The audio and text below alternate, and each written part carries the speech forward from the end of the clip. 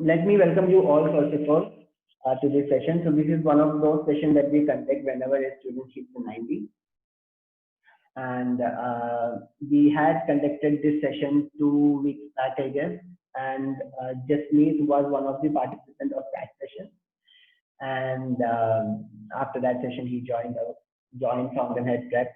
Got in touch with us basically, and Jasmeet took the exam on 28th of 27th of Jan, and this was the for report date. And he's a first time test taker, and these are his scores. So listening he got a 90, reading he got an 86, speaking 90, writing 90, and all. Let's all congratulate Jasmeet first of all, because he is the hero of the day. And so Jasmeet will be talking pretty much from now on till the end of this session.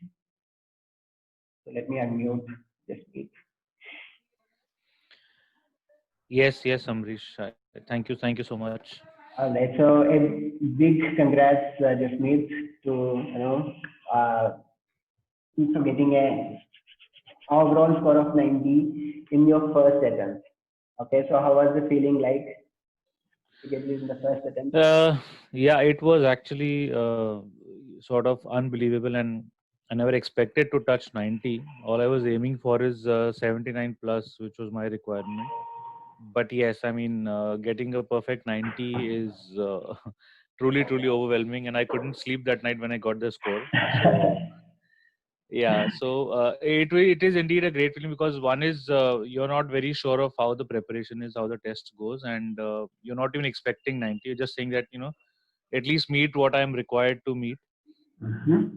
So getting 90 was definitely, and of course, a lot of your guidance in the preparation helped. So we'll talk about it during the course of this call as well. Right. So you will be basically starting with introducing yourself, your personal professional life maybe, and then Yeah. let's talk about your preparation pathway. So Sure. one Yeah. reason why we conduct such sessions is I want all of you to understand that getting a 90 is not at all an easy task.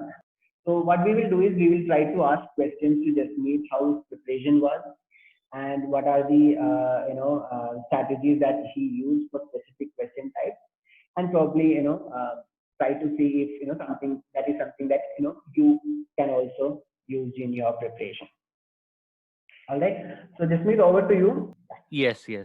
A bit about myself. So I'm actually trying for PR to Australia, and that is why I'm taking the PT here.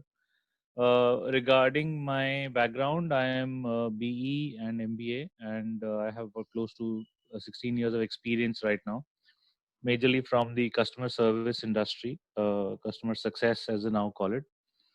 And I've been involved with telecom and SaaS platforms currently.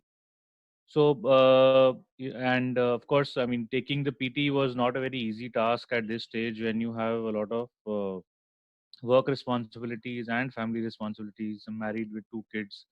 Taking out time and devoting your weekends or whatever time you have of the day to PT was very actually difficult. But yeah, I think all this exam test is your English, which we day in day out keep using, but without knowing that there is a particular format in which PT requires you to understand and portray your skills for the language. And that's all that is needed, that once you understand what is required and the format of the exam, that is your preparation. Because initially I was also not aware of I was like, English exam, okay, finally, not much, can do it. And then when I was made aware of the type of questions that are asked, that required some preparation. And of course, a lot of tests and mock tests will really help you to sit through, because in the real exam, the questions are just thrown at you one after the other. So one is, you should know what question type is coming when.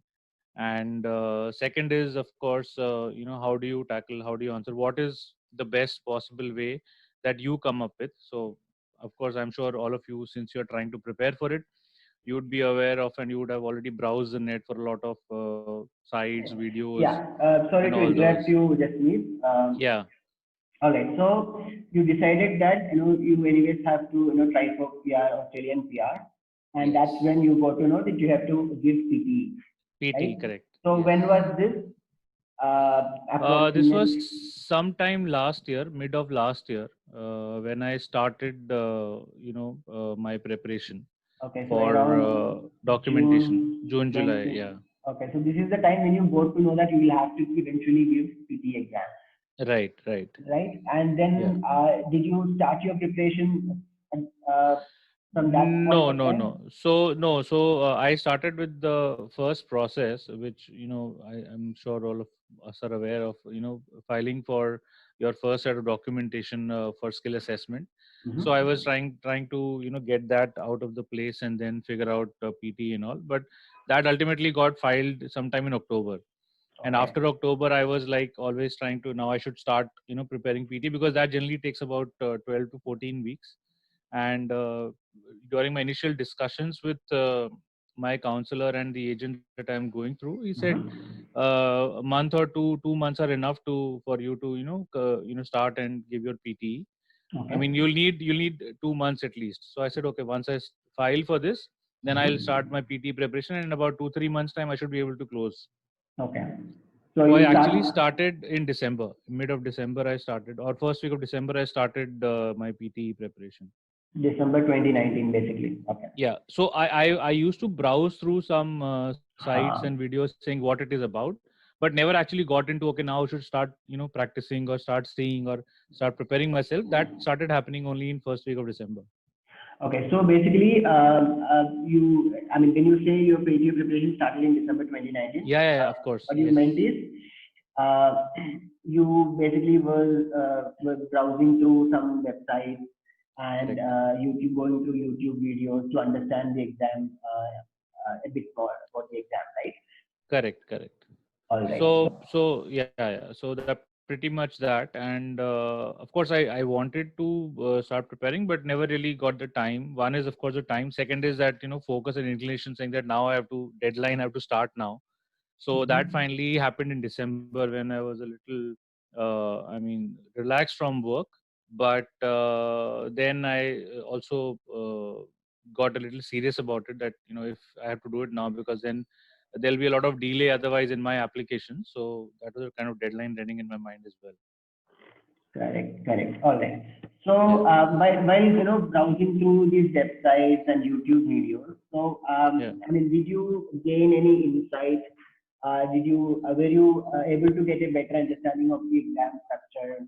So, could you please tell me something? So not very clearly or really, because all I could figure out was there are multiple types of questions, and there are a lot of practice questions available on the net, and everybody would have their own way of telling you how to do and how to attack questions, and how to manage each type of question.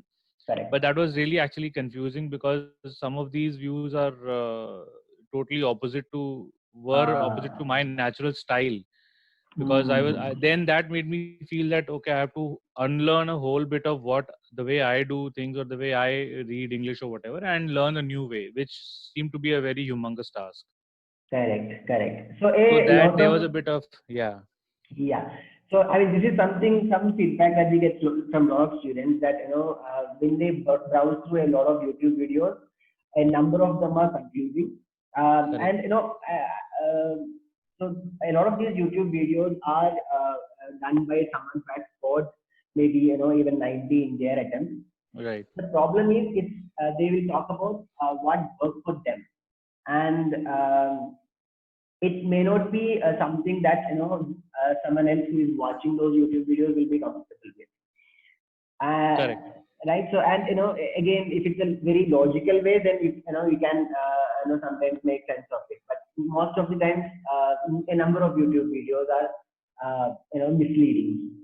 Correct. So yeah, so you found a lot of these things confusing, and after that, what was your next? Uh, So this the agent that I was going through, they also told me that we also conduct some PTE coaching and all that, for you to So I thought that it will be like a regular class and a lot of practice. And once exactly the coaching is over, the next day I should be able to take the exam. That was my understanding. But they Okay. had sort of weekend lectures where all they did was simply explain the structure of the exam, which type of Mhm. question, how many minutes, which section you will have, what kind of questions come, and just practice one or two questions, which of course, as per the coach, was the most appropriate way or the best way to attack any question. So all that did was opened up or made a lot of things clear in terms of how many sections, which question in which section, which type, and Mhm. one or two questions practice would give me an idea. Okay, these are the kind of questions they ask, and this Mhm. is how you're supposed to. I mean, this is how an ideal response should be. So you figure out what is your best way of doing it. Okay. So that was just kind of a scratching the surface, saying that okay, now I know what PTE is about and what are the Okay. kind of questions. But in terms of actual preparation, they also gave a lot of names of a lot of websites. These are websites will give you so many questions practice. There are so many mock tests available. So Mhm. all of that. So again, even though going through the coaching only helped to understand what the exam is all about, but the Mhm. actual practice was left to you.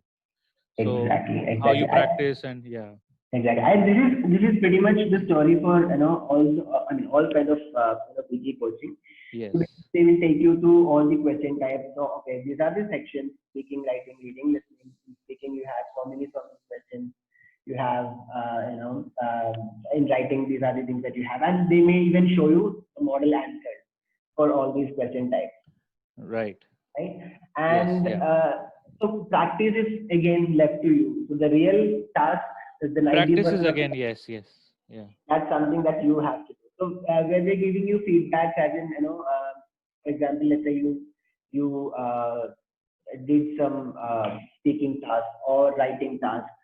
So did they look at your attempt and So then yeah, those were like, during the class, when you, after you explain what the question type is, and then you practice, let's say 2-3 questions on your own, then based on your response at that time, they'll give you feedback that, this is what you should work on. But that is a very superficial feedback, I would say, because you're only tested on 2-3 question type or 2-3 practice questions, and you may make a lot of mistakes when you practice more and figure out.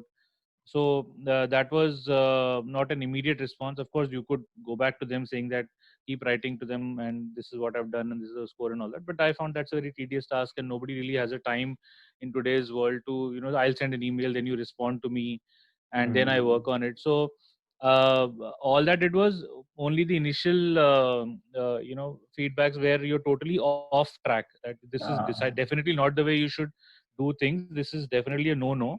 So avoid that. So that is the only kind of insight you get, that okay, this is surely this the way I should not try this. So forget it. Try to figure out some other way. So all that was the right. only one step forward. It was not really. Again, it left me into the huge world of so many websites and practice questions that I felt was never ending. How much ever you practice, when will I be able to give the exam? Yeah. Right. Right. So there are like lot of websites which gives you like a humongous number of questions, practices, and everything, right? But then you should know where to put a stop, Right.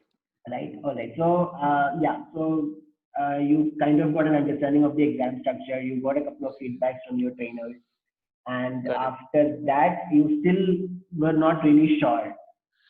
I was not, because that is after that is what, when my actual practice started, and I started thinking, when should I be able to give the exam?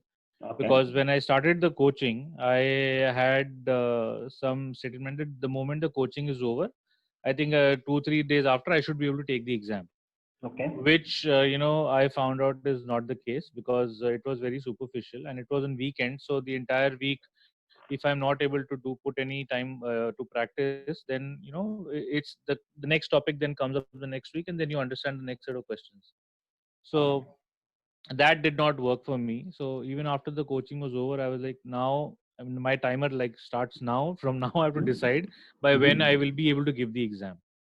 Okay. Okay. Yeah. All right. So what was the next step?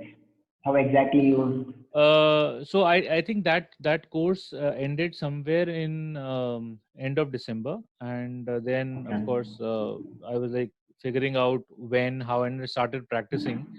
And I was not getting a real sense of, whether I'm going the correct way or wrong way or whatever. So although while comparing my responses, I could see that okay, I'm not that bad, I can still manage to do something. But I never knew what is the end to stop practicing and say this is the time I should, now I'm ready for the exam. That I was totally unsure of, Okay. because every day, some new website will come, some new pop-up will come saying that okay, this is the sort of prediction for Jan and prediction for Feb, and new question types added and all that. So it never gave you true. So of course there is no guidance. One, it never gave you a true sense of okay, today you're prepared, you should go and take the exam. And there were like mock tests available, but you never used to know that, okay, you just get your score, but what is the improvement that you bring in, why this score, where can you put in more effort, where you can say that okay, this is, I'm done with this, no more practice required here, focus only on this now. So those kind of inputs and tips were missing. Correct, correct. So a lot of these, for example, where to put a stop, even though you are like doing good, even though you, as per your understanding, you are doing good, you're doing better Yeah, than other responses that you could see here. Uh, there was still, this sort of uncertainty that, whether, you will be doing, good in the actual exam, right? So one major factor could be the pricing of the exam. For example, you wanted to give it in one shot. I mean, it's a costly exam, right? so yeah. So one is, of course, I did not want to give to more than one attempt, because I knew that I did not have the time. Anyways, I was struggling to take out time for practice, and then the application also has to move forward. So I don't want to waste too much time giving. Okay, let me try once. If not, then I'll try another time. So I wanted to get the score at least 79 plus in one go. So I wanted to be sure that okay, I am really ready to take the exam. I don't want to do a trial and error method. Okay, super. So hence I was also, and absence of any real feedback of this is where you're wrong, this is where you should improve, this is the question type you should now leave it, you're too good at it. So these kind of inputs are missing. So hence and every day you get new video launched and new predictions, so you keep trying, practicing questions, saying okay, something different I will find. So I probably will make some more mistakes that I have not made till now, and understand okay, this is what I should not do. So Okay. all those things were actually troubling me a lot. Okay. I think a lot of people, have this. I Yeah, mean, go through the same feeling, as in they kind of don't know, where exactly to put that stop. But then, a lot of people just get tired of it and then say, whatever it is, I'm going to take it. correct, And correct. often, such a decision might, may not be, fruitful. Uh, so that is Absolutely. why a lot of people, repeat the test again. Correct. So I'm sure that, people who are listening to this right now, if you also kind of, go through similar experiences, please, share, please type in your responses, just so that we can understand that, this is something that is very common for all of you. So, you can kind of understand that we are not alone in this process. All right. Right. So after that, what exactly you did? I mean, so So yeah, so I actually then I had downloaded the, so I was given a lot of names of sites and apps that you can practice on. So one mhm. of these was I was researching on my own on the internet, and I downloaded the Fountainhead Prep app, because that seemed to be addressing a lot of all question types with mock tests and everything. So I Mhm. thought, let me put this down and for practice whenever I'm traveling or something like that, or even at Mhm. home, because I'm not, I probably would not have the time to open the laptop every now and then. So I said, let me try this. And so then I got an invite of like today's similar webinar on 12th Ah, Jan, I believe that was when Daya had given his talk and that's his okay. experience. Okay. So I got an invite. I said, okay, let me, since I'm now clueless where to head to, let me attend Mhm. this webinar and see if I can get some direction to it. Okay. So that is when I heard his experiences, and went through the whole webinar. I had a couple of questions of my own. So that is when I, Amrish, then I later contacted you saying that this is where my position is. And I think what really worked is the verbal feedback that I got from him, because tests and responses, I knew that, okay, some answers are correct, some are wrong. But what is wrong, how I can improve, what is the exact mistake I'm making so that this does not happen again. Because unknowingly you will never know that why the score is low. It is low because, okay, I can understand, I feel that this would have gone wrong, but was it really the case? So the Correct. evaluation, the verbal feedback, I think from Correct. 12th Jan, we interacted over 2 or 3 mock tests, got feedbacks from you, and of course you gave me the confidence that you are ready. You don't need to put too much of practice. Just go and take the exam. Correct.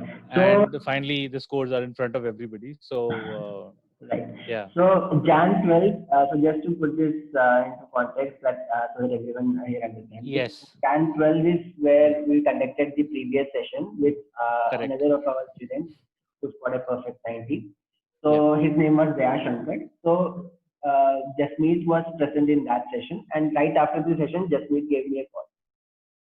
And so the first step that I ask any students to do is to attempt a PT diagnostic test, because it's very important for me to understand the kind of mistakes that you do.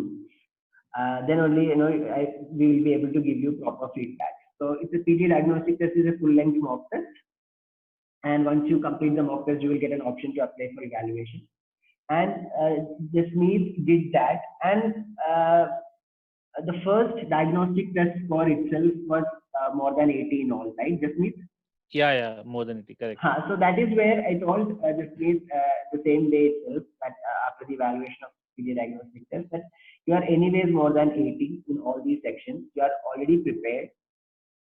But then again, it's a matter of uh, having that, real experience of giving that test made him also confident. Is it?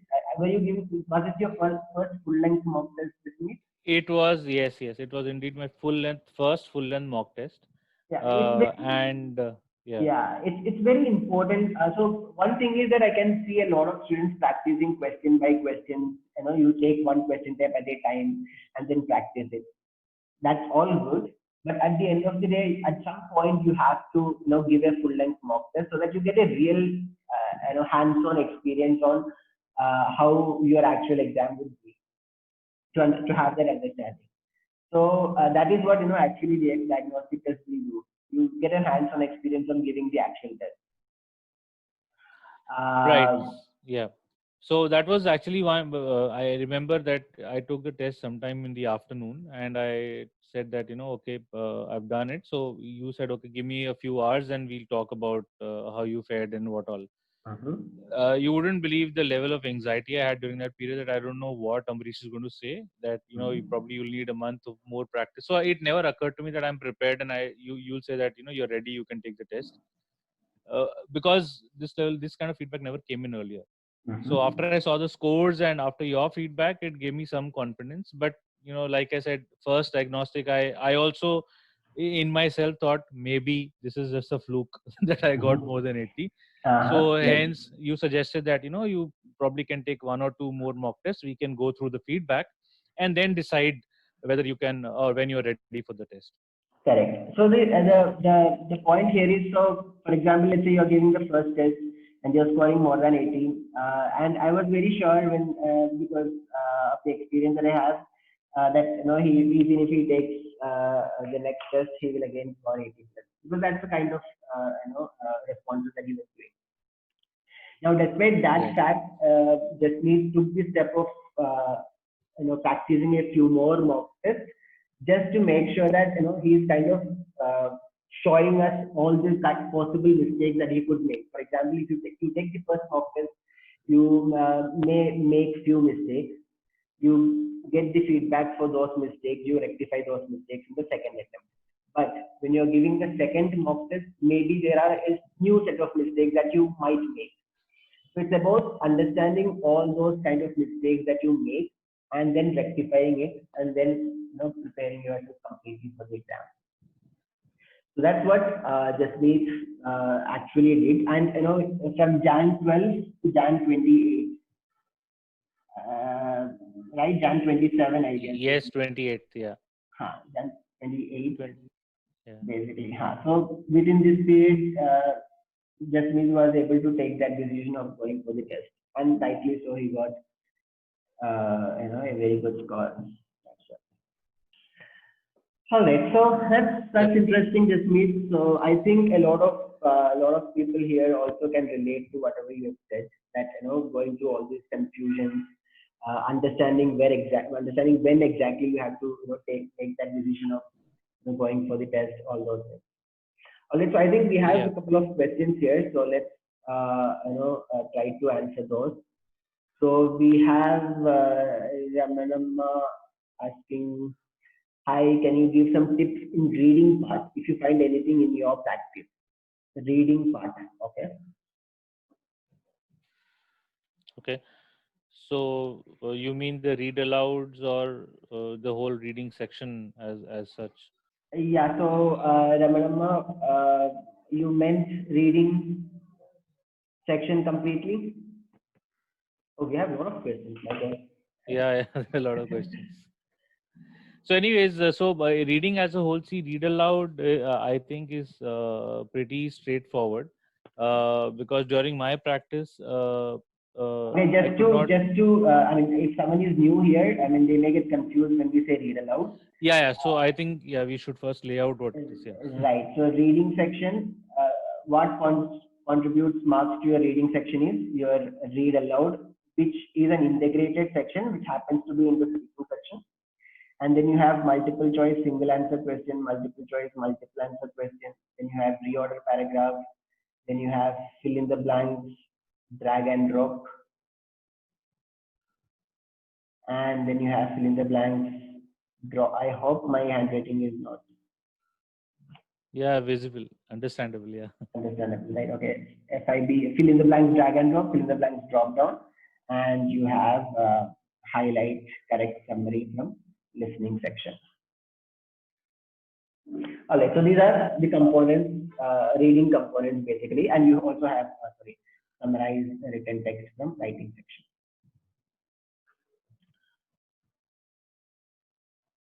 Okay, all right, so these are the components, different components that we have in reading section, and I think, yeah, Perikala, your question was specifically about read aloud, yeah. Okay. So yeah, for read aloud, it was actually pretty straightforward. I think the best tip is when you have the time to prepare yourself for reading it aloud, uh, just read it under your breath, and there are certain words which probably can, when you're reading at a stretch, can go wrong.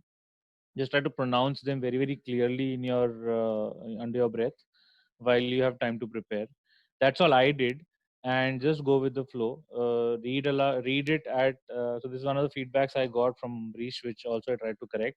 That read at the speed at which you speak, because in the exam, they can catch your speed because when you're reading aloud, you will be very cautious that you don't make any mistakes. So probably your speed generally normally goes slow. You tend to slow down so that you read it very perfectly. But in the other sections, when you have to, let's say, when you go ahead with the description, so when you have to speak on, let's say, retail lecture or describe image, when you start talking, it's not something that you're reading, you're just thinking and talking, so you will generally speak at the speed, your normal speed of speech. So these vary. So one is, of course, you practice during that time given to you, that 30-35 seconds time, and try to pronounce some words that that probably will go wrong very very clearly under your breath, and try to read at the normal speed at which you speak. I think these are the tips that really will help you to practice that more effectively.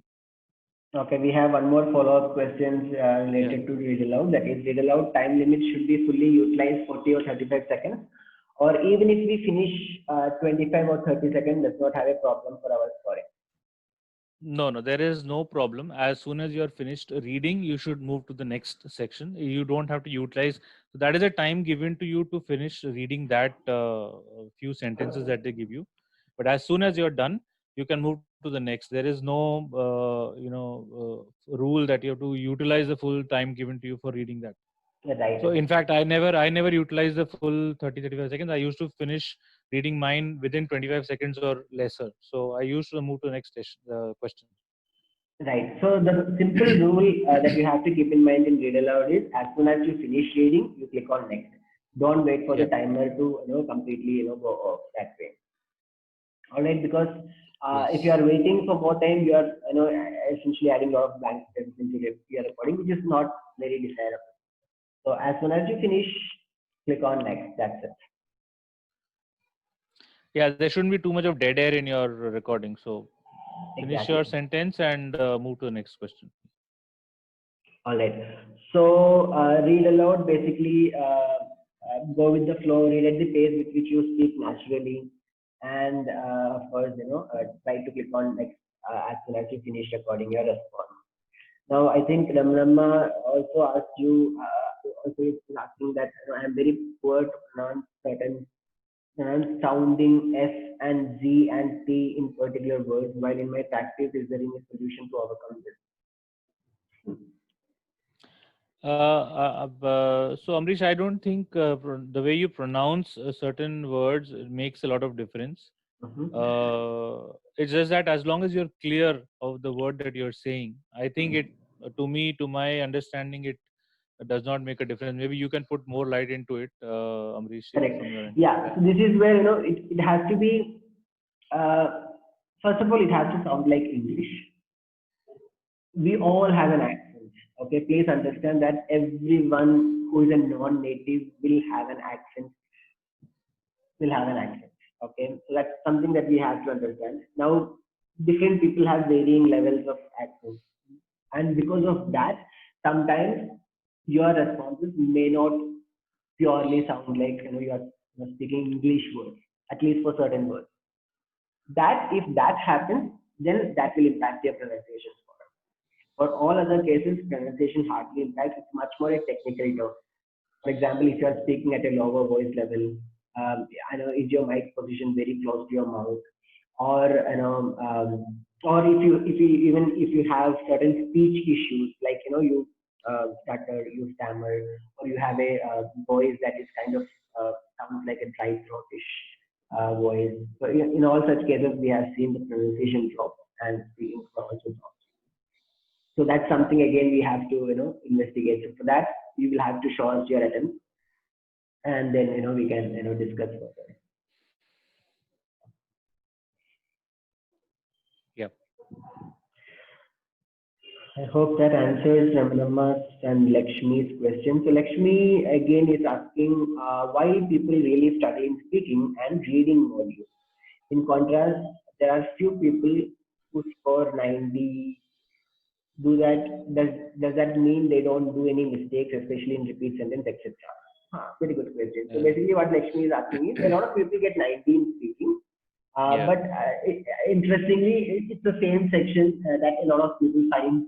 A lot of people struggle as well.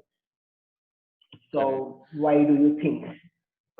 So, Lakshmi, to answer your question, I think there's also one question above that you've asked that you find it difficult in speaking and reading.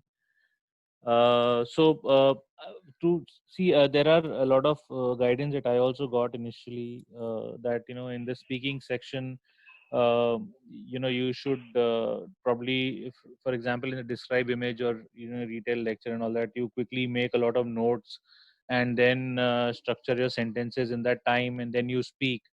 That never used to work for me, because the moment I started writing down, uh, it got the focus off what I want to think to speak. So I was totally focused on, I shouldn't miss any point, or, I shouldn't miss out any important detail that I should talk about. So I initially tried to do, especially for the describe image, to write down what the image is about and then talk, because you're given some 25 odd seconds to prepare yourself. That did not work for me. So, that is one of the reasons why I also initially, in fact, I had asked my coach also, what is the toughest section that you feel the students face, and he mentioned speaking. So that terrified me more, saying that anyways I'm finding it difficult, and you also said this is the most difficult one too. Then how do I clear it? Okay, so by coach you mean your previous, I mean your initially coach, not this, the initial agency weekend coach. coaching that I got. Okay. So so Mhm. what I try to do is describe image. I never used to make any notes. I just looked at the image, and in my head, sort of thought of 3 or 4 sentences that I should talk about, 3 or 4 figures or trends that you observe in the graph talk about, and that's it. A lot of Correct. people will give also gave me a lot of gyan saying that you should utilize the whole if the 40 seconds is a time, you should be speaking Mhm. for 35 seconds or more to Mhm. get a good score. But Mhm. Ambrish clarified that that is not the case. I mean, all that is tested is your fluency when you speak. Mhm. So even a 25-30 seconds is good enough. The moment you feel that you said, and just don't try to add something for the sake of adding to use up that time limit, because that can go against the scoring that you get. So speak whatever you have to speak fluently. Even if it is 30 seconds, a little more than 30 seconds, you try to conclude and move on. And that's how I practice. I never used to take notes, because somehow that did not work for me. It may work Mhm. for somebody, it used to work for some others, but taking notes or describe image never worked for me. I preferred looking at the image carefully to Mhm. understand what I should talk about, and then similarly, immediately when the timer starts, just talk about it. Mhm.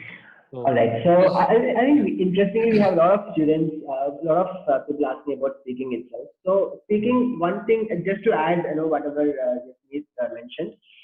Uh, so speaking, one thing that you have to keep on assuring yourself is that you cannot go wrong in content.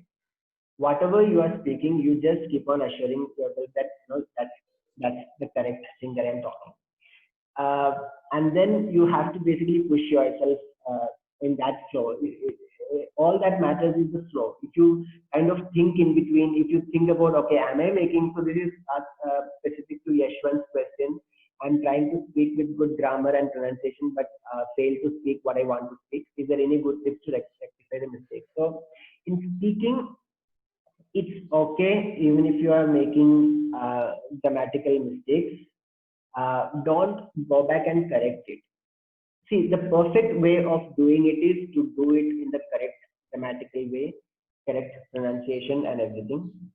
That is what the intent of the test is when the test was designed. But many a times what we have seen is if you focus too much, if you worry too much about, okay, am I speaking it correctly? Uh, uh, should I frame the next sentence grammatically correct? All this will create that hesitation.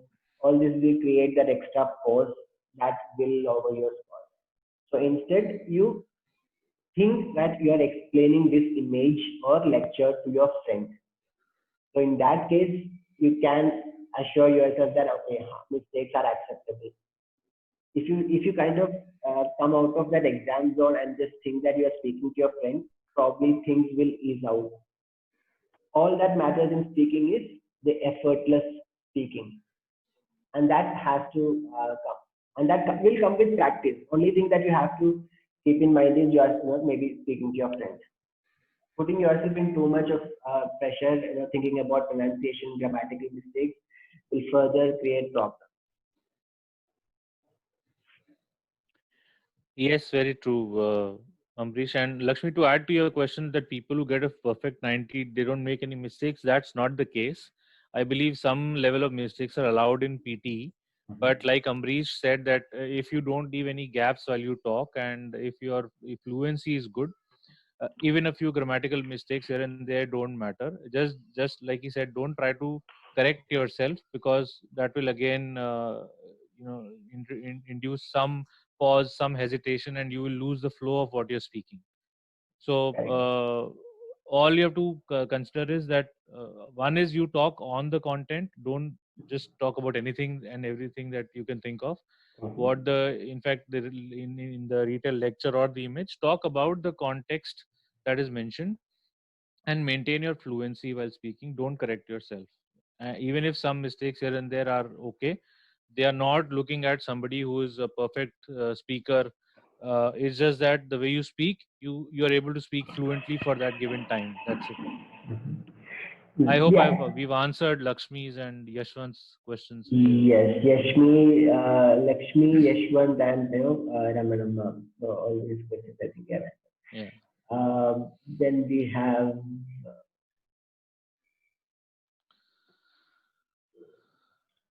Do that mean they don't make any mistakes, especially in repeat sentence? So repeat sentence, how was it for you, Jasmeet? So repeat sentences for me, fortunately, they were not very long sentences. I mean that I lost track of. I could manage, but what I understand is even if there are any long sentences, so you try to recollect and repeat as many words as you can correctly. I think what I also learned is more important is the tone in which the speaker is talking. If you try to match that tone, not their accent Mhm. or the way they speak, just the tone. Correct. And for example, the sentence that they spoke is of let's say 10 seconds length, just an Mhm. example.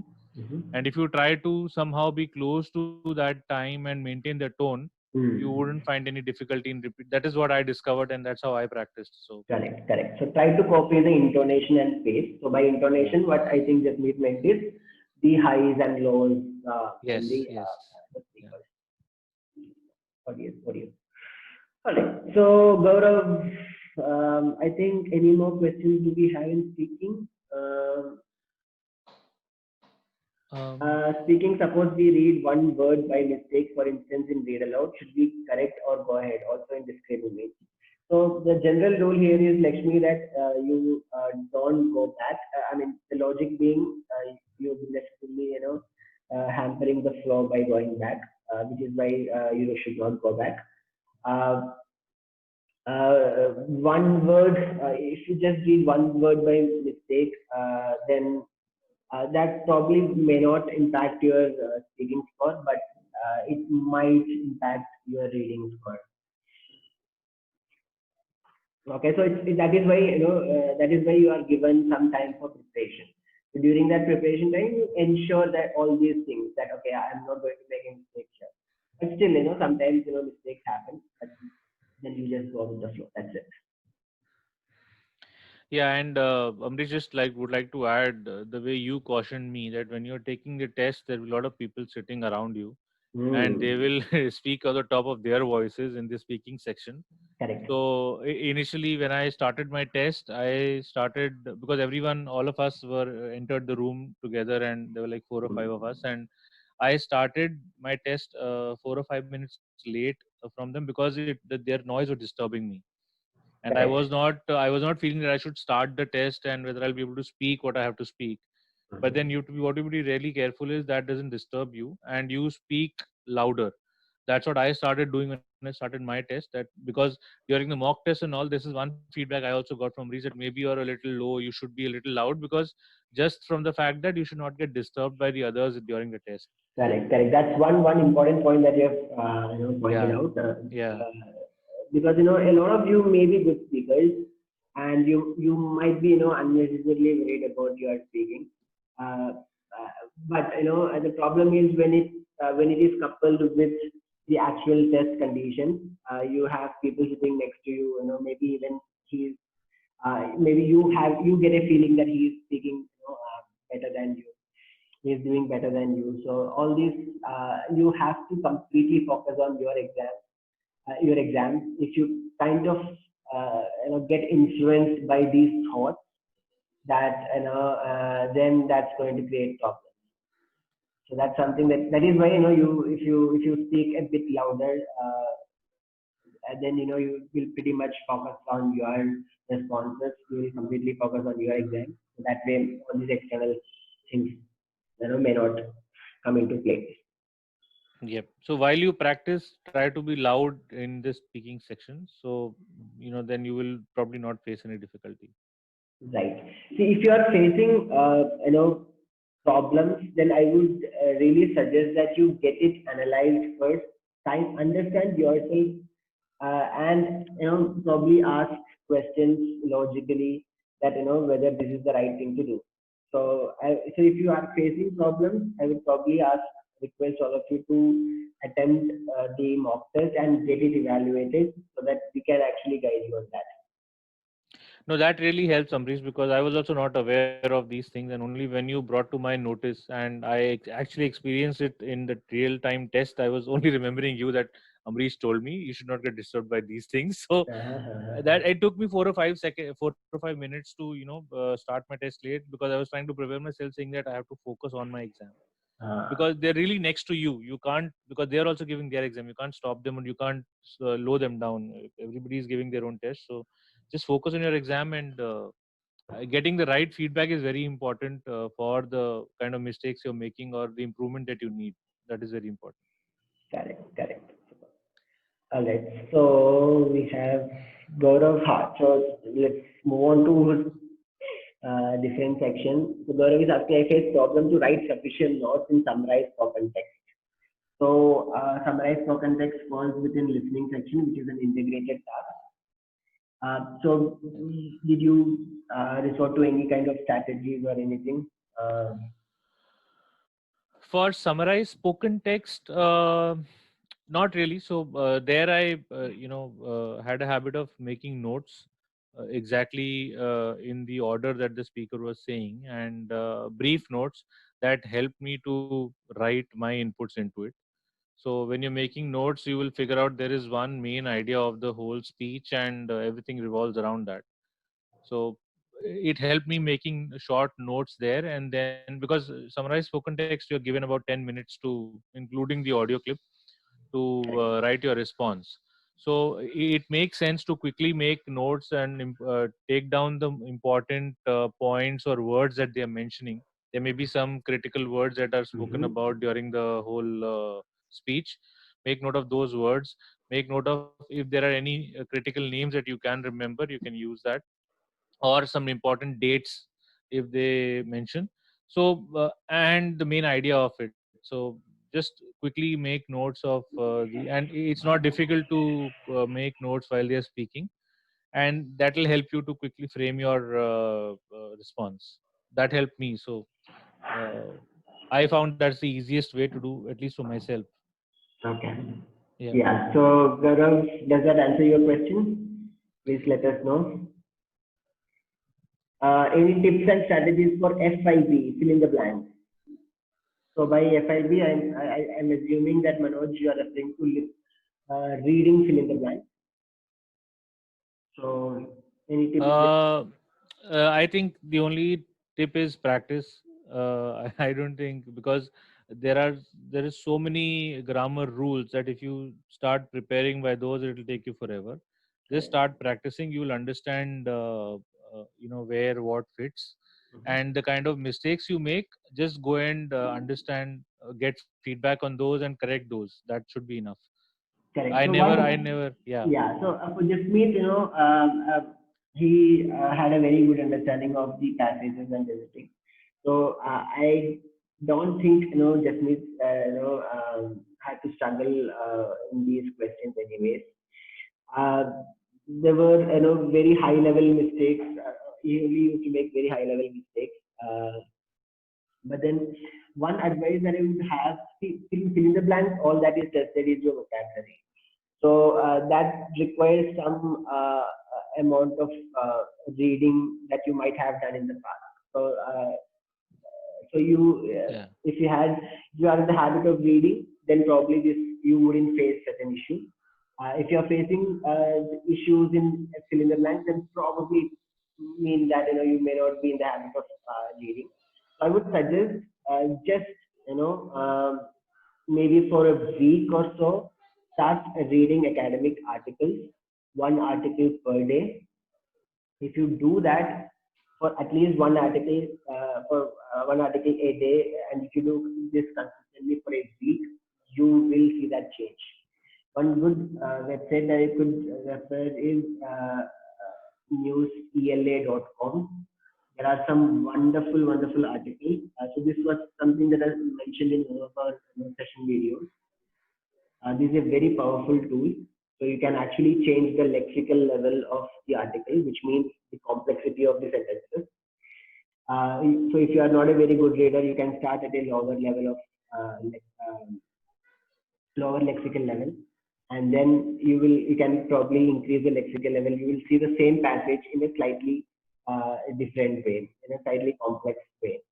So doing that process maybe for 1 week or 2 weeks will actually help you a lot. And then the other thing is you have to also practice some precise set of questions that you might get.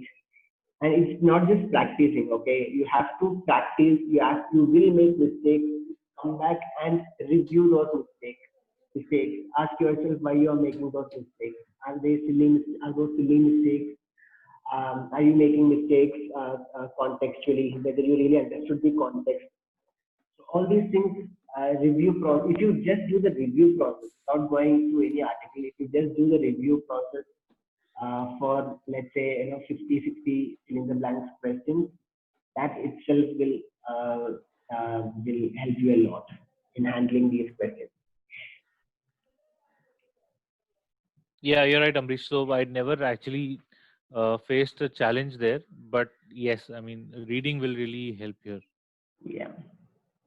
Yeah, so I see a lot of prediction files and everything where you get a lot of questions. Again, you are the more and more you do such things, you are more and more you are deviating yourself. You are deflecting from the actual learning path. So there is no shortcut to success that way. Okay, please understand that. You have to put that effort. Okay, so that's something that you should really do. There are many ways of getting a 90. Some of them might be not the right perfect way, but if you do things the right way, if you do things logically, then you can easily score 79 plus, which is something that just me or any of other students, any of our other students have scored 90 have done. So they basically understand the exam structure, question things logically. Does it make sense logically to have this in place? If you try to kind of reason in that way, then things will become much more easier for you. All right. So usually fluency and pronunciation. So we have touched upon all this. Lakshmi, yeah, so speaking read aloud also. Is there any negative marks for wrong answer in fill in the blanks and reorder paragraph section? Fill in the blanks, no. Reorder paragraph, no. In reorder paragraph, the grading happens pairwise. There is pairwise grading. For example, 1, 2, 3, 4, 5 is the set of sentences that you have got. 1, 2 is a pair. 2, 3 is another pair. 3, 4 is another pair. 4, 5 is another pair. So for 5 sentences, you will have 4 pairs. And if you get all the 4 pairs correct, you get full points for it. Now, if you come up with, this is what you came up with, 2, 3, 4, 5, 1. In this case, you get this pair correct, this pair correct, this pair correct, but this pair is wrong. So you got 3 out of 4 pairs correct. So you get 75% points for it. This is how grading works in reorder paragraph. In fill in the blanks, there is partial credit. For example, let's say you have a question with 5 blanks. You got 3 of them correct, 2 of them wrong. You will not, and there won't be any negative marking for fill in the blank. You will get 3 out of 5 there. Okay. MCQ, okay, negative marks only for MCQ and HCS 3 section. That's it. Sorry for higher. Correct. Okay, yeah. So Lakshmi has answered that question. Negative marking is only for multiple choice, multiple answer questions and highlight incorrect words. Okay. That's it. ROP, FIBs, any tips? Sometimes the context of the question is really very difficult to understand. I guess the main crux is to understand the flow of the topic and then fill. Yeah, so FIBs is something that we have discussed now. Right from dictation of fill the blanks and listening. Suppose there is a word, example 1 lakh, or should we write 1 lakh? Yeah. This means? Right from dictation, I think it's better to write it in words. That's what I practiced, not numbers. So I feel you should go with words. Both are acceptable. Both are acceptable, but yes, I preferred going with words so that just for the fear of not losing any points there. Right. You're able to Right. write words, and only for the numericals that you can write. For example, it's a year 1956, then you have to write 1956. Correct. But Correct. if it's a number 300 or 200 or 1000 which you can write in words, I preferred writing in words, but both are acceptable. Right. Yeah. Writing in words will be best. For example, in listening section, fill in the blanks. Yeah. Words are preferred that way. So it's always better to write it in words Yes. like that. Correct. And just so that you have asked this question, for example, let's say you're getting 26. The right way of writing 26 would be 20 hyphen 6. Yes. Okay. Summarize for context. I tried short answer questions to pronounce as two, taking as numerical value. Give marks or not in real exam. Yeah, that's okay. Completely fine, Jamanama. That's what we just discussed. Sometimes SST along with audio video will also be running. Should we concentrate on making notes or concentrate on both on watching the video and make notes too, which to an extent sounds not practical. I think you should focus on making your notes. The video will only help you to give the context of what they're talking about. Right. But you should focus on noting on important points, what you hear from the audio. Right. That is what, yeah. Yeah. So in listening section, sometimes purposefully they will put a lot of such distractions. So it's better you focus on the content of the lecture and then just go with the right summary of what you have heard. Even Yeah. for So that matter, repeat sentence. Repeat sentence. Sometimes you get these lengthy sentences, so those are like confidence breakers. So if you get a series of short and medium lengthy sentences, and suddenly if you get a lengthy sentence, it's kind of it's testing you whether you will be able to complete it. It's very natural to miss few words in lengthy sentences. A lot of people who have got 90, it's not that they have got it completely 100% accurate. No, even if you get 60% accuracy there, it's completely fine. yeah, and right from dictation, you have to ensure that that starts with a capital letter and ends with a full stop. Just Yes, be careful of convention, that. Yeah, just be careful of that. writing conventions and writing dictation. Yes, Yeah. yes. Yeah. So Valli is asking, please provide your tips on essay writing. Okay, so essay writing, uh, I think the most important thing is you stick to what is the question type, the prompt. Stick to what you have to write about, because during my practice also, a couple of times I saw that I'm moving away from the topic and writing on related topics, which did not really make sense. So one is, stick to the topic that is given to you. You have to agree, disagree, or give your opinion, advantage, disadvantage. So ensure you address both the issues with examples. I personally used to follow one particular format which helped for me, which Amrish also told me that now don't deviate, because following this format will really help to get the essay out of the way. So the easiest is, start your essay, the opening line, with the question itself, the topic itself, and confirm the side you're taking, whether you're agreeing with it or disagreeing with it. Just start with one or two sentences there, and the next you take up one. Let's say if you agree with it, then why do you agree with it, and give it one small example. Always try to give it one example in each of the sides that you take. For example, if you agree with it, so your part of in agreement with the given topic will have more sentences and will have more content than the disagreement, which probably will one or two sentences and one example there. So, and then finally you conclude it in one or two sentences, saying that again you repeat the topic and the prompt, that I agree strongly with whatever or disagree with whatever. So following this format really helped me not to think of what to write now, what to not write, and where do I fit what. So I simply this is the flow I have to maintain. and just keep a track of the number of words that you're writing, because initially I shot beyond 300 words.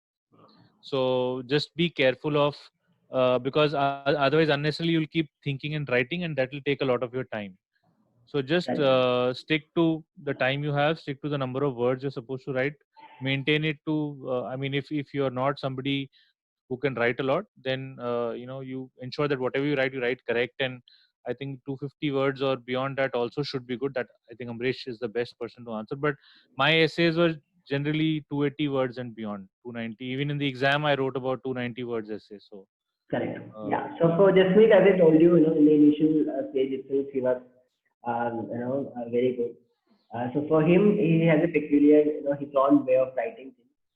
Um, and then, he also followed a certain structure to it. So it was perfect. Now, so for someone like Jasmeet, sentences come very naturally.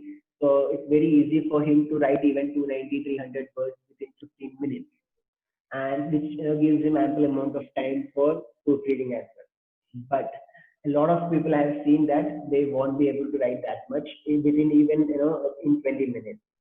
So what I would really suggest is, uh, keep your essays maybe within 250 words or so, so that you can complete this in 15-16 minutes, and then you have 4 minutes at least to go through your essay, proofread it, make those small changes, see if you have really answered the question. So all those things you will be able to do in those 4 minutes.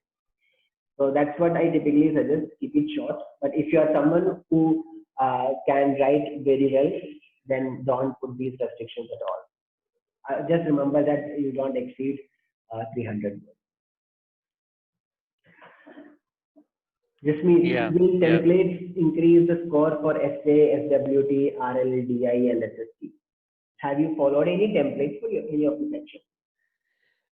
To be honest, I did not follow any templates, and that's what Ambrish also encouraged me, that if you have figured out your own way of attacking or tackling a particular question type, just leave it at that. As long as you're getting it correct and not making too many mistakes, don't try to adopt something that is not your natural style, and it'll lead you to make more mistakes. So I think here it's very subjective. If following templates or something that works for you, do that. If not, if you have your own way of doing things, I think you should stick to it and practice that, because that comes to you naturally, and lesser tendency of making mistakes there. Ambrish, you can add your inputs on this piece. Uh, yeah, so see, we don't recommend templates at all. First of all, template word is often misunderstood. Uh, so template is basically, this is just need to understand template means it's a structure. Okay, so sentences has to come from you. I mean, I have seen a lot of people taking the template. The understanding of their understanding of template is like having a fixed set of sentences, and then probably adding one or two sentences related to the topic, which is a completely wrong way of going about it. So a template, keep in mind that template means structure. So if you have a structure in place, as in introduction, maybe 2 sentences, replace the prompt, take a stand. So that stand has to come from you, as in it should not be a predefined sentence that someone else has taught. So these are the things that you have to. These are things that will definitely take time and effort, which you have to definitely put if you have to really, and that learning will actually take you long way. It's going to be a lifelong learning if you take that step right now. Otherwise, you will be just by hurting someone's essay and then trying to apply the same logic everywhere. Don't do that. This is particularly true for writing. Now coming to speaking section, that is retell lecture, describe image and all. There, if you think that following a certain way of telling things, helps you maintain that consistency, then please feel free to do so. But again, it's a matter of someone external telling you whether that's the right thing to do. So if I have to really comment on it, I will have to really look at your response. Does that answer your question, Manoj? Hope it does. I All think right. there is one more from Yashwant on experience with retail lecture. I think before Manoj's question. So Yashwant, retail lecture again. I mean, what worked for me is making quick notes of what is being spoken about and maintain your fluency. I think it's very similar to describe image. Just maintain your fluency. Don't try to correct yourself if you've said something. And if there are any important words that are spoken, or dates or names that you can reuse in your speech while you answer the question, I use that. Otherwise, I don't feel there's any difficulty that you should face there. Just try to practice that way. Again, like Amrish answered, if there is a particular way or a style of speaking or writing sentences or framing them up works for you, you can try that. But most important again in the entire speaking section is what I understand is your fluency, Hmm. and how correctly or how long can you speak within the given time, of course. So just don't try to correct yourself if you said something wrong. Just move on and complete what you have to say. Correct. Yeah. uh, Okay, so Lakshmi, essay writing and SWT, ideal number of words, please. Okay. So essay writing, we already discussed. Somewhere there is no ideal number of words. Okay, uh, but yeah, if you are someone who's not comfortable writing too much, then probably I would say restrict yourself to maybe 20 to 40 words, so that the logic being that you are giving enough time for yourself to proofread the content within that 20 minutes. SWT again, 5 to 75 is the word limit, but then we typically don't encourage users to write more than maybe 55-ish words, because the more lengthier your sentence is, there's more chance of making a lot of grammatical mistakes. So that is why we typically recommend maybe write somewhere around 35 to 55 words. But again, please understand this fact that it's not the word count that matters. It's whether you have effectively tried to convey the main idea and gist of the passage. So whether you can even do that in maybe 30 words. So,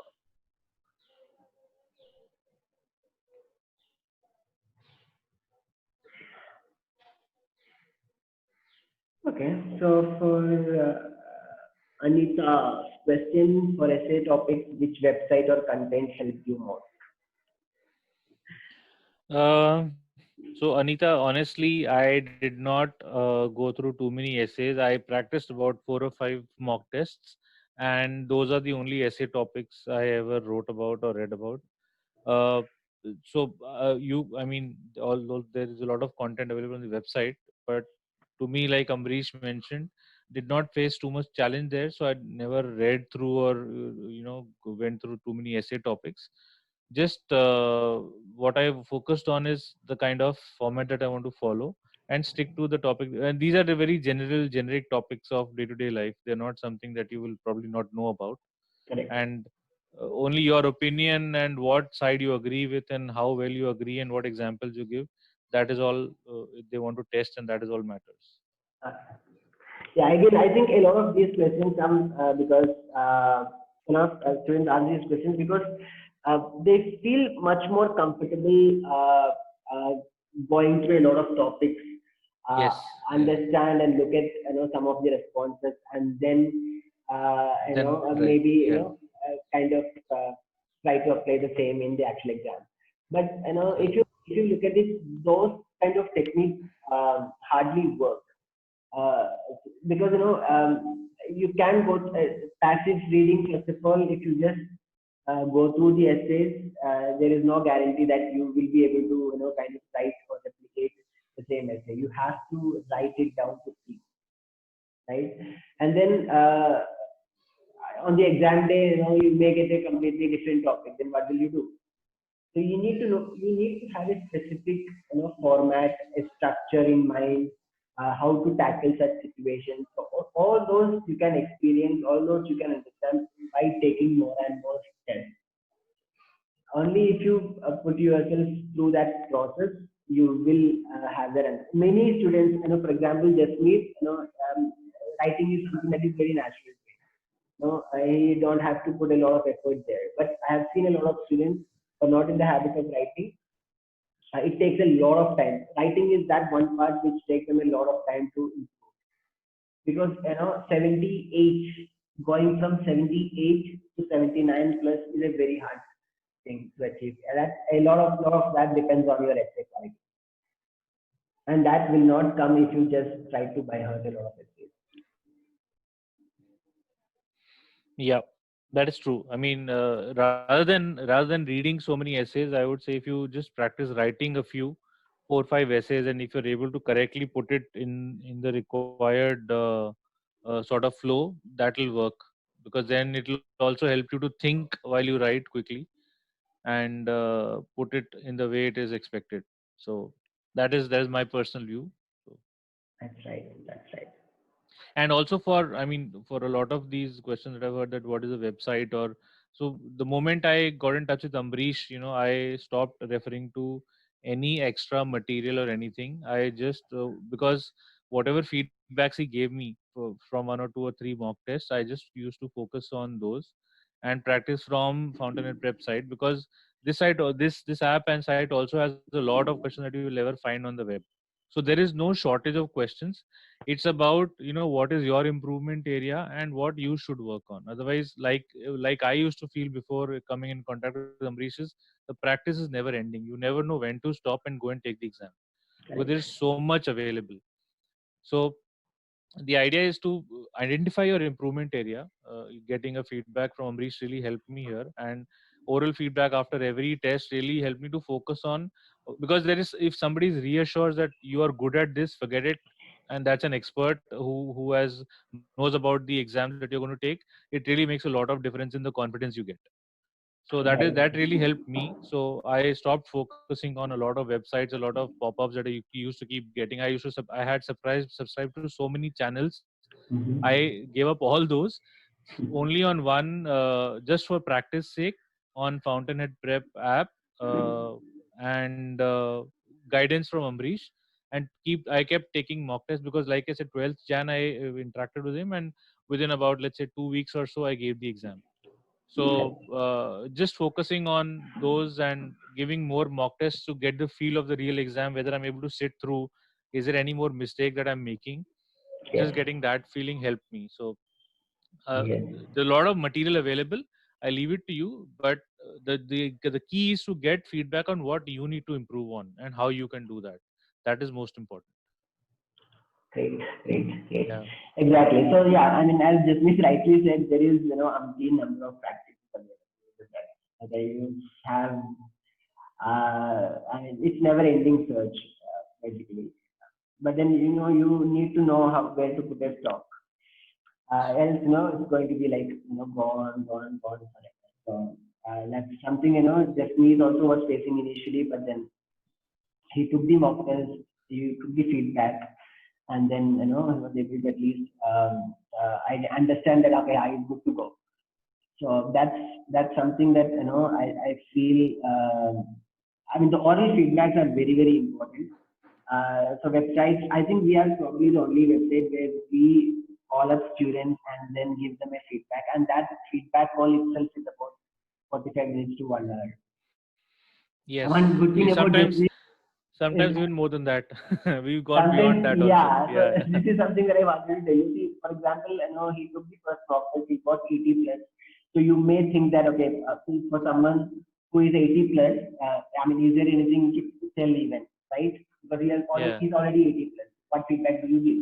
So, but then Yeah. there are certain, the way of writing, maybe the way of speaking. So there are certain areas where you think, based on your experience, based on my experience, expert's experience, that Yeah. this person may have a tendency to make this kind of mistake. So that is where he also tried to explore a lot. For every call used to be about 45 minutes or more. Even though in all these mock tests he's got 80 plus, but still he also, so that is one good thing about this also. He questioned a lot of things, and you need that kind of feedback basically. for everyone who is taking a mock test. If you are getting a score at the end of the day, you should also be knowing what kind of mistakes you have made to get that kind of score. You should be asking someone, someone who has graded your score, your attempts, that what mistakes did we have done? Why did you, reduce my score? Why did you give me this much points? So once you explore, those questions, but once you get that kind of answers to all the questions, then you kind of inch towards the perfect score. Yes. All right, Yeah. I think, yeah, please go ahead. No. Please go ahead, Amrish. Yeah, so I think, a lot of you have, I think Jasmeet has tried answering all of your questions. I think if you have any more questions, please feel free to ask. We have 10 more minutes. If you don't have, then we will just wind up the session. Yeah, I'll be really glad if, like I was benefited just within 2 weeks. I'm really glad if all of you can really pick it up from here and benefit and really score that you wish. But let me tell you, had it been for Amrish, I would not have taken the exam even now, and I would have been practicing. I don't know till when. So his inputs are really valuable. It really comes from an expert who knows in and out of the exam. And what is the best part is, if like I believe on 12th Jan when we spoke, Ambrish, it was similarly the call ended around 12 o'clock. I spoke to you. I gave the test. I finished the test around 5, and I think 7 o'clock we were on the call discussing how was the test and how it. So that is the kind of speed and agility that he brings to you. And while the test experience is still fresh in your mind, you're also able to understand and gauge your mistakes and work on it. So uh, I mean, he has been extremely helpful, very fast in responding to you and guiding you. And I felt him always available. So I never had to struggle with the schedule with him, saying that this is when we speak and all. So that really helped because uh, in such scenarios, the earlier you get the feedback and the improvement areas, and if you keep getting guidance along the way, it really matters to expedite your process and get it done with. Otherwise, like we all mentioned, it's a never ending practice loop that you can get into and never sure of when you should take the exam. So I believe that is where Fountainhead Prep, Amrish, is beyond everybody else, because seriously, the oral feedback, for me, that was the real game changer. Otherwise, today also I would have been attending one of your another student's calls and wondering when will I take the test. So that really helped. Thanks a lot to you, Amrish. Thanks. No problem. Thank you for your kind words, And, Jasmeet. yeah, and good luck to everybody. I'm sure you. I hope that this session has given you some inputs that the way things have worked for me. Just try it out, and please do contact Amrish. He will really be of great help. Thank you. All right. So the other thing that I wanted to tell you, see, when you are taking Yes. a test, that when you're taking a test, you are a test taker, and you, as a student, okay, and also many of you are working professionals. You have um, a good deal of experience in your field. You but then when you're coming to this test, you have to treat yourself as a student, and you need to have that open mind to accept the feedback, and at the same time you should have that inquisitiveness in you to explore and ask questions and understand the exam a bit more. Once you have these two qualities in you, then things will work out really fast and well for you. So that's something that I wanted to tell. And Jasmeet had that quality because he was very open minded. uh, so, and that you also get that feeling when you're giving the feedback. So this particular test taker is understanding, he's able to make out things properly the right way. That actually helps. So that's something that all of you should have. So that way. Yes, that's very important. I mean, the attitude to accept your mistake, feedback, and learn. and try to correct it is very important. Otherwise, very difficult to move on. Yes, yes, Yeah. Any other questions we can take? No problem. yes.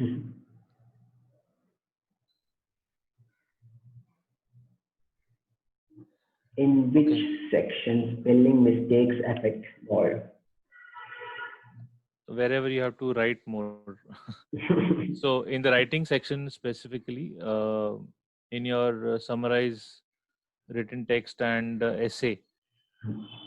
So like Well, Amrish said, whatever you're writing, if you keep it short, there are lesser chances of grammatical as well as spelling mistakes.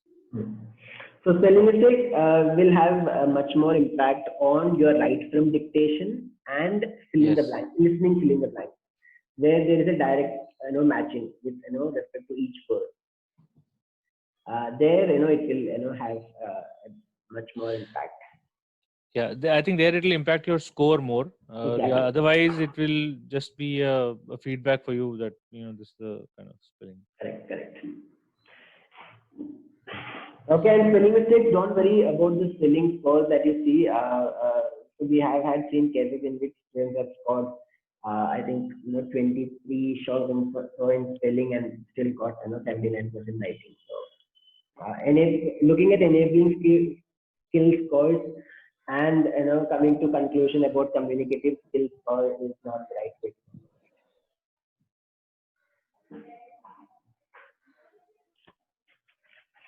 All right. So I think thank you so much, Jasmeet. So you took the exam 2 3 days back, and then in such a short time frame, you accepted the invitation, and then for this session, and then you really I think helped a lot today for all these students. I think this will actually help all those who have attended the session today. And probably more because we will be sending out the recording as well. Yes, all thanks to you, Amrish. I mean, it's just very little that I could do to help anybody else. So, but really, thanks to you and thanks to everybody, and good luck to all of you. All right, guys. So thank you so much. You've been a wonderful audience. You've really interactive. You've asked a lot of questions, and that's one thing that will actually uh, help us a lot in conducting sessions also. Because if you ask questions, it becomes much more interactive. You get answers to all your questions, and it will actually help even others who are silently present in this session. So. All right, so I think Yep. it's time to wind up the session. Thank you so much for taking out time this week and all the participants. So good luck to all of you. So in case if you need any kind of help, please feel free to contact us. Let me just type out the number 97425888788. So you can contact us in case you need any assistance. And I would request all of you who have not taken the first step, please try to attempt PT diagnostic test and apply for evaluation. So for first 10 test takers, all that takes is just 99 rupees. So this is, I mean, don't think that the price is less or the value is less. We are giving first-time users a chance to kind of understand the kind of feedback we give, which is why we have kept PT diagnostic test free to attempt. And any user who wishes to have a feedback, the actual evaluation cost is 399. But for the first-time user, we are giving it for 99. So please explore that option. And someone who has already purchased one of our packages, for them, PT diagnostic test evaluation is anyway free.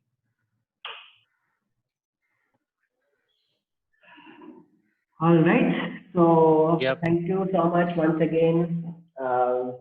Yeah. So we will probably have another session maybe next week or so. So we'll catch you up all then. Sure. Thanks, Amrish. Thank you very much. Thanks, everybody. Sure. Thank you. All right.